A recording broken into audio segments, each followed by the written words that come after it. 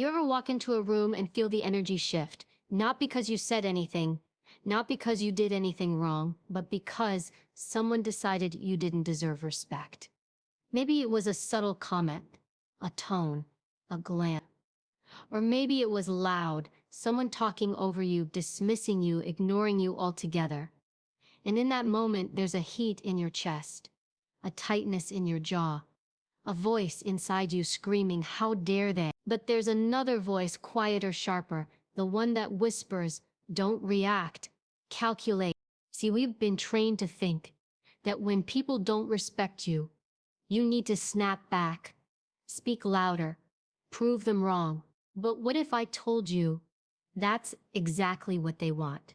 That their disrespect is a trap, a test, and if you fall into it, you've already lost control of the game.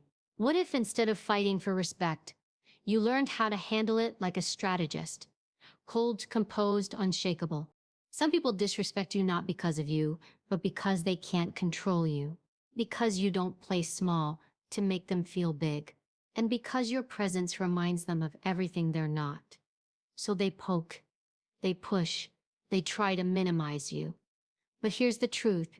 You don't need to fight back to win. You need to learn how to navigate through it, like a tactician, with clarity, with discipline, and without ever lowering yourself to their level. So the question isn't, what do I do when they don't respect me? The real question is, how do I protect my power when they try to take it? Because you are not here to chase validation. You're here to command it without saying a word. Now let's talk about how when someone disrespects you, your first instinct might be to speak up, defend yourself, or retaliate. And that reaction is completely natural. After all, no one wants to feel belittled or dismissed. But natural doesn't always mean strategic. The moment you allow someone else to pull you into an emotional reaction, you give them control. You give them access, not just to your attention, but to your energy, your presence, and your power. Disrespect, more often than not, is a test. It's a bait. It's a tactic designed to make you feel small enough to act out of alignment. And if you don't realize that in the moment, you'll respond on impulse. You'll say something you regret. You'll let their words shake your core, and you'll start playing their game instead of holding your ground. But the person who wins is not the loudest. It's the one who remains unshaken. The first step in dealing with people who don't respect you is to observe, not react. Because when someone shows you disrespect, they're also showing you who they are. If you're quiet long enough, they will reveal everything you need to know. Their insecurities, their motive, their emotional maturity. You'll start to see patterns, not just moments. You'll notice that their disrespect doesn't just come out of nowhere. It's triggered. Maybe by your confidence, maybe by your silence, maybe by the fact that you're not bending to their will. That's not your fault. But it is your data.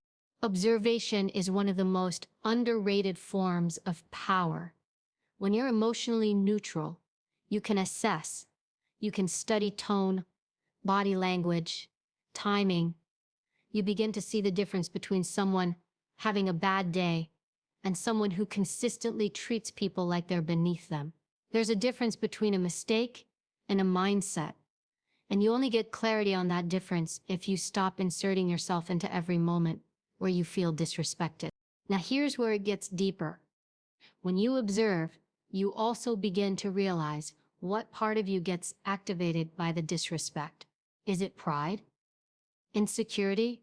A need to be liked? When someone speaks to you in a condescending tone and it hits a nerve, ask yourself why. Is it because you've spent your life being talked down to? Because you're still trying to prove your worth to people who wouldn't see it if it were written in lights? This is not about them anymore. This is about healing what still seeks validation. By choosing not to engage, you are not being passive. You are being intentional. Because you are no longer here to participate in every argument someone throws your way. You are no longer here to match energy with people who are beneath the level of self-awareness you've worked to reach. Silence doesn't mean weakness. Silence means you are protecting your space and planning your response, not your reaction. And this response is not always verbal. In fact, some of the most powerful responses are behavioral. You change how you interact with them. You shift your tone, you walk away, you redirect the conversation. You don't flinch when they test you, and you don't give them the satisfaction of knowing they've gotten under your skin. That's the kind of control they can't manipulate. And when they see that their usual tactics don't affect you, they either back off or reveal more of their toxicity, trying to escalate. Either way, you win. You see the full picture, not just the performance. Disrespectful people often rely on chaos. They rely on others to get emotional, so they can gain control of the narrative. They're not used to being met with stillness. They're not used to people who can look them in the eye, remain composed, and make them feel small by saying nothing at all. There's a quiet confidence in knowing you don't have to prove anything. That's what real power looks like. It doesn't need to yell to be heard. There's another benefit to choosing observation over engagement. It gives you time to decide what you're really dealing with. Time to decide if this is someone worth keeping around. Time to figure out your next move without being manipulated into making the wrong one too soon. When you're observing, you're always in a position of advantage. You're learning, you're calculating, you're holding all the cards because you didn't toss them on the table out of frustration. This is not about being fake, it's about being strategic. There's a difference between authenticity and exposure. You can be authentic without letting everyone have access to your emotions, especially those who haven't earned the right to them. So next time you feel the sting of disrespect, pause, breathe, and remind yourself, this is not your battlefield. Not every comment needs a comeback. Not every insult deserves your attention. Some people speak from pain. Some speak from ego. Others speak from a place of control. But none of that has anything to do with your worth. What matters is how you respond when you feel disrespected, not for them, but for you. Because your energy is too expensive to be spent proving a point to someone who is never listening. Your power lies in your ability to see clearly, stand firmly, and move wisely. You don't need to fight them. You just need to understand them and then decide if they deserve to stay in your world at all. That's what handling disrespect looks like when you're in control. When someone disrespects you, what they're really doing is testing your boundaries. They want to see how far they can push you before you push back. They want to know how much they can take from you before you say, enough. And here's the hard truth. If you don't draw the line, they will never stop crossing it. People don't stop because they realize they were wrong. They stop when you make it clear that crossing you has a cost. Setting boundaries isn't about being harsh. It's not about putting up walls or shutting people out. It's about teaching people how you expect to be treated and enforcing that standard without apology. You're not being dramatic. You're not being rude. You are protecting your peace, your time, your energy, and your dignity. And that is non-negotiable. The problem is, most people wait too long to set boundaries. They give someone 5, 10, 15 chances, thinking, maybe they didn't mean it. Maybe I'm overreacting. Maybe next time will be different. But here's what you need to understand. Repeated disrespect is not an accident. It's a pattern. And patterns only continue when you allow them. You cannot keep giving people permission to disrespect you and then be surprised when they do. So what does it look like to set boundaries? It starts with clarity. You have to know what your non-negotiables are. What behaviors cross the line for you? Is it someone raising their voice? Interrupting you? Making sarcastic comments at your expense? Constantly ignoring your input? You cannot enforce a standard you haven't defined. Know exactly where your line is and why it matters. Once you're clear on that, you have to communicate it. This doesn't mean starting a fight. It doesn't mean making a dramatic speech. It means calmly and directly stating your limits. I don't allow people to speak to me that way. If you raise your voice, I will walk away. When you interrupt me, it makes me feel disrespected. I'm asking you not to do that again. You don't need to justify or explain it. Your boundary is your boundary. It doesn't need a debate. But setting the boundary is only step one. The real test is enforcing it. Every single time it gets crossed, you must respond, not react. Respond. That response doesn't always have to be verbal. Sometimes it's changing the subject. Sometimes it's walking away. Sometimes it's limiting how much access they have to you. But what it should never be is silence, because silence tells them it's okay. Silence is permission, and permission becomes precedent. There will be people who don't like your boundaries. They'll say you're being too sensitive, too difficult, too full of yourself. That's because your boundaries disrupt their ability to take advantage of you. And people who benefited from the old version of you, the one who tolerated disrespect, stayed quiet, and played nice, they're not going to celebrate your growth. That's okay. Let them be uncomfortable. You weren't put on this earth to make everyone else comfortable at the cost of your self-respect. Here's another truth. Boundaries are not just about other people. They're also about you. You have to respect your own limits. Don't set a boundary you're not willing to uphold. If you say you're done, mean it. If you say you won't tolerate something, don't. Every time you break your own boundary, you teach people that your words mean nothing. And over time, you'll stop trusting yourself.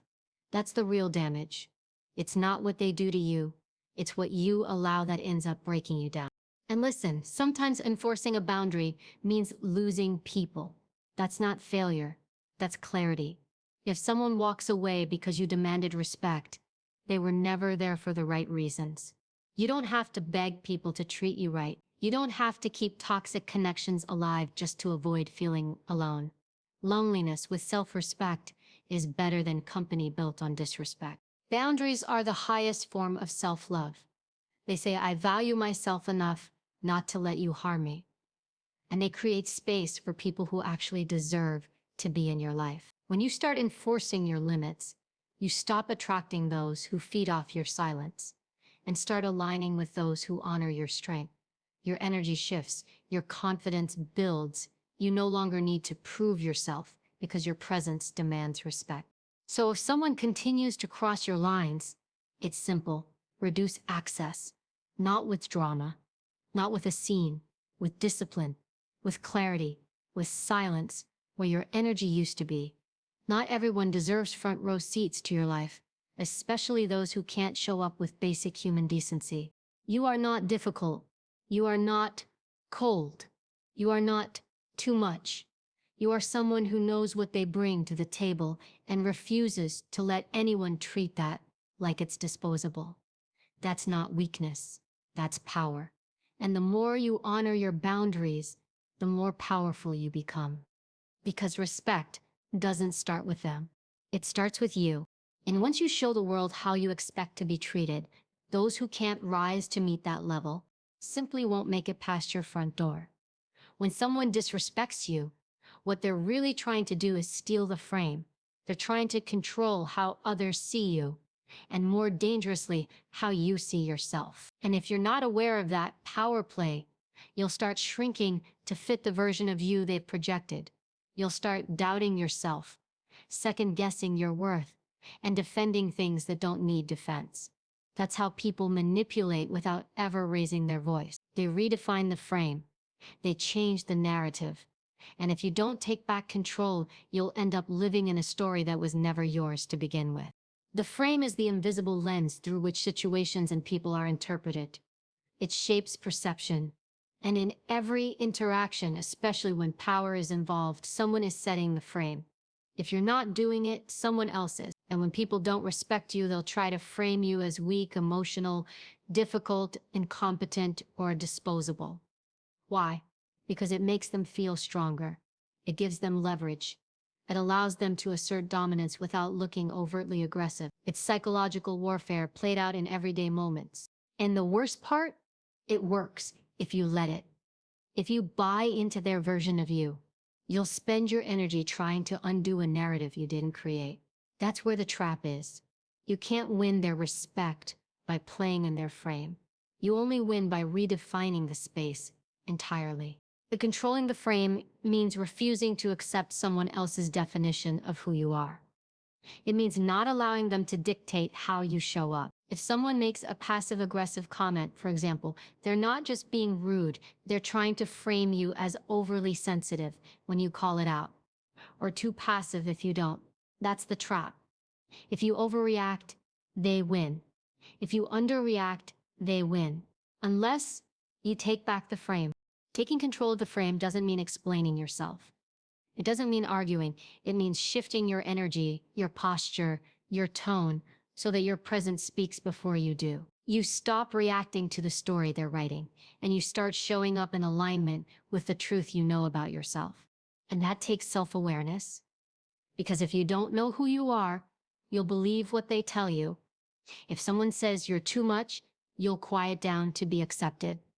If someone says you're not enough, you'll work twice as hard trying to earn validation. You'll mold yourself into whatever version they reward. But that's not growth. That's submission. To control the frame, you have to be rooted, grounded, unshakable in your self-definition. Because when you're clear on who you are, other people's opinions lose their power.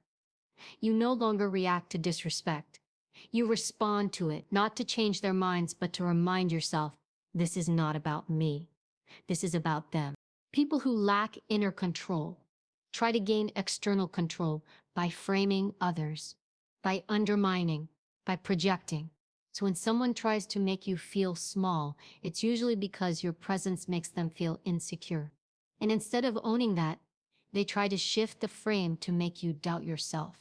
That's not your problem. That's their weakness masquerading as dominance. When you control a frame, you stop internalizing the projections of others. You stop allowing them to label you. And you definitely stop letting them push you into defending things you never intended to prove. You become intentional with your words, deliberate with your silence, and strategic with your moves. There's a reason the most powerful people in the room don't do the most talking. They control the energy without having to constantly explain it. That's the kind of presence that comes from owning your frame.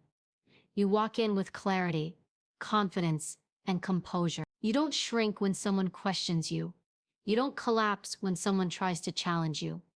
You stand your ground not with aggression, but with precision. Calm is your weapon, and certainty is your armor. Controlling the frame also means knowing when to disengage. Not every attack deserves your attention. Not every person deserves access to your energy. When someone disrespects you and you don't bite the bait, that's a form of power they can't touch.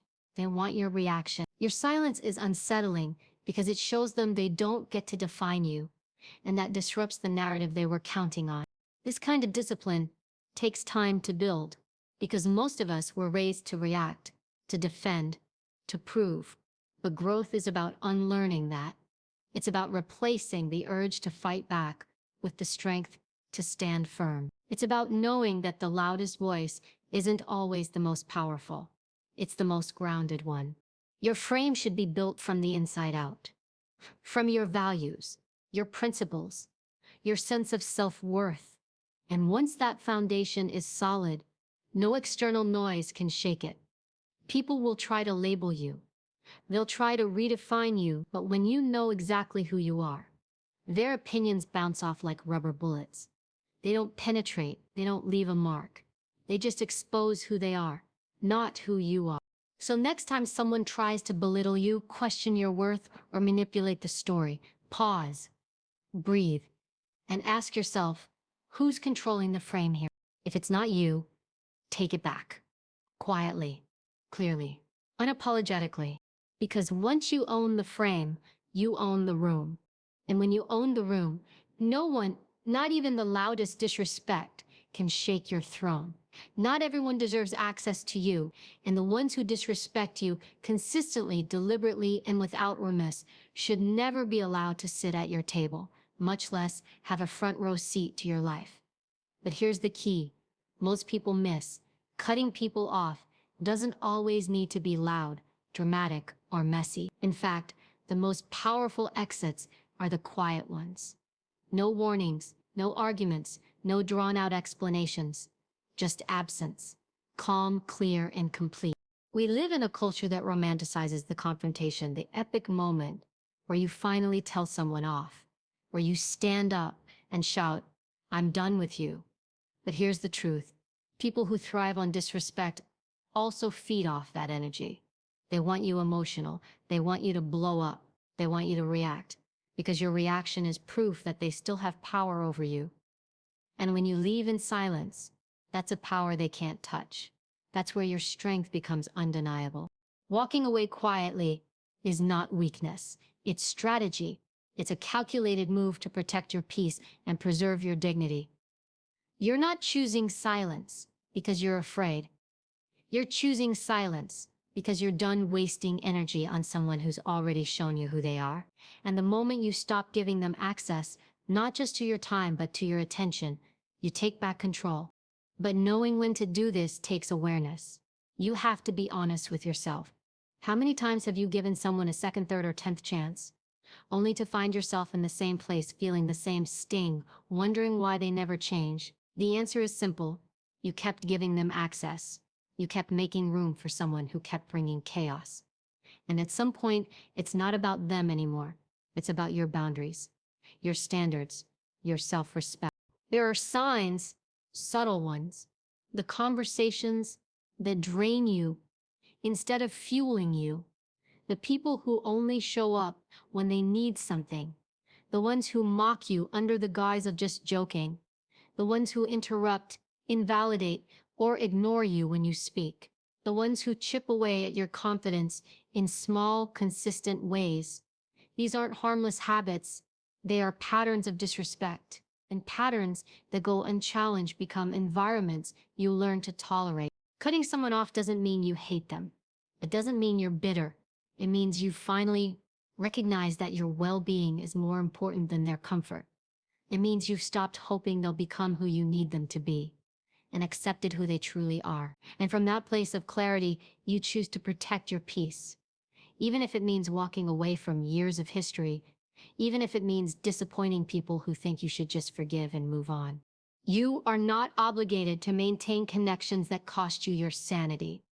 You're not required to explain your growth to people committed to misunderstanding you. And you absolutely don't owe constant access to people who've repeatedly shown you they can't handle it with respect. Now let's talk about how to do this, because there's a way to exit without creating unnecessary drama. It starts with detachment. Emotionally, mentally, spiritually. You stop expecting different behavior. You stop needing closure. You stop feeding the dynamic. Then you reduce access. You don't respond right away. You don't engage in the same back and forths. You shift your availability. Over time, you become harder to reach. Not out of malice, but out of discipline. And yes, some people will notice. They'll ask what's wrong. They'll accuse you of changing. Let them. You are changing. You're growing. You're healing. You're evolving past the version of yourself that tolerated what you now see clearly. But don't explain too much. The kind of people who respect you won't need an explanation, and the kind who disrespect you will only twist your words to serve their narrative. Let your absence speak. Let your boundaries echo in the silence. Because the people who never thought you'd walk away are the ones who need to feel what your presence used to protect them from.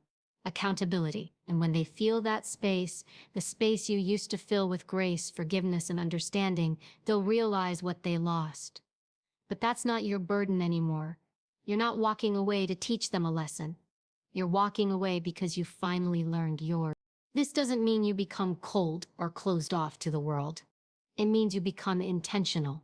You choose who gets the privilege of your time, your energy, your attention. You understand that peace isn't something you stumble into. It's something you build through consistent boundaries and quiet exits.